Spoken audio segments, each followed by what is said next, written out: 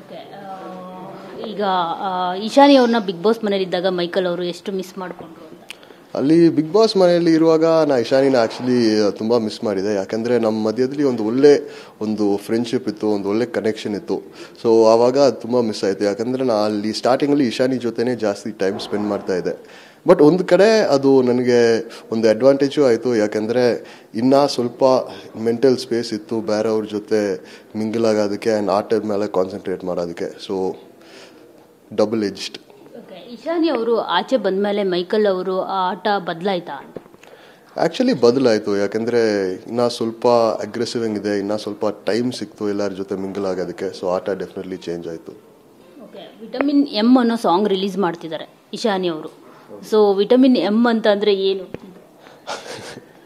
Vitamin M ಅಂದರೆ vitamin Michael ಹಂಗೆ ಇರ್ಬೋದು, ಗೊತ್ತಿಲ್ಲ.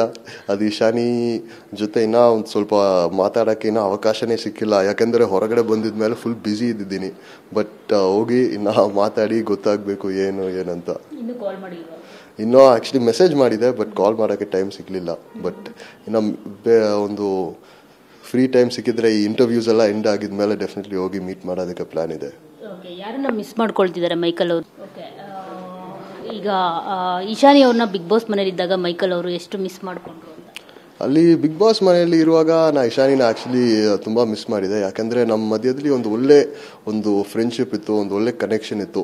ಸೊ ಆವಾಗ ತುಂಬ ಮಿಸ್ ಆಯಿತು. ಯಾಕಂದರೆ ನಾ ಅಲ್ಲಿ ಸ್ಟಾರ್ಟಿಂಗಲ್ಲಿ ಇಶಾನಿ ಜೊತೆನೇ ಜಾಸ್ತಿ ಟೈಮ್ ಸ್ಪೆಂಡ್ ಮಾಡ್ತಾ ಇದ್ದೆ.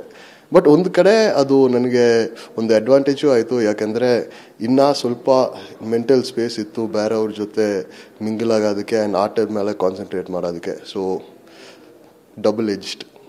ಇಶಾನಿ ಅವರು ಆಚೆ ಬಂದಮೇಲೆ ಮೈಕಲ್ ಅವರು ಆ ಆಟ ಬದಲಾಯ್ತಾ?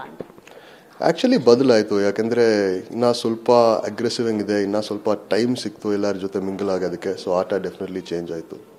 ಓಕೆ. ವಿಟಮಿನ್ ಎಮ್ ಅನ್ನೋ ಸಾಂಗ್ ರಿಲೀಸ್ ಮಾಡ್ತಿದ್ದಾರೆ ಇಶಾನಿ ಅವರು.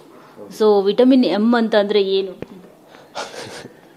ವಿಟಮಿನ್ ಎಮ್ ಅಂದರೆ ವಿಟಮಿನ್ ಮೈಕಲ್ ಹಂಗೆ ಇರ್ಬೋದು, ಗೊತ್ತಿಲ್ಲ. ಅದು ಇಶಾನಿ ಜೊತೆ ಇನ್ನೂ ಒಂದು ಸ್ವಲ್ಪ ಮಾತಾಡೋಕ್ಕೆ ಇನ್ನೂ ಅವಕಾಶನೇ ಸಿಕ್ಕಿಲ್ಲ. ಯಾಕೆಂದರೆ ಹೊರಗಡೆ ಬಂದಿದ ಮೇಲೆ ಫುಲ್ ಬ್ಯುಸಿ ಇದ್ದಿದ್ದೀನಿ. ಬಟ್ ಹೋಗಿ ಇನ್ನೂ ಮಾತಾಡಿ ಗೊತ್ತಾಗಬೇಕು ಏನಂತ. ಇನ್ನೂ ಆ್ಯಕ್ಚುಲಿ ಮೆಸೇಜ್ ಮಾಡಿದೆ, ಬಟ್ ಕಾಲ್ ಮಾಡೋಕ್ಕೆ ಟೈಮ್ ಸಿಗಲಿಲ್ಲ. ಬಟ್ ಇನ್ನು ಒಂದು ಫ್ರೀ ಟೈಮ್ ಸಿಕ್ಕಿದ್ರೆ ಈ ಇಂಟರ್ವ್ಯೂಸ್ ಎಲ್ಲ ಎಂಡ್ ಆಗಿದ ಮೇಲೆ ಡೆಫಿನೆಟ್ಲಿ ಹೋಗಿ ಮೀಟ್ ಮಾಡೋದಕ್ಕೆ ಪ್ಲಾನ್ ಇದೆ. ಯಾರನ್ನ ಮಿಸ್ ಮಾಡ್ಕೊಳ್ತಿದ್ದಾರೆ ಮೈಕಲ್ ಅವರು?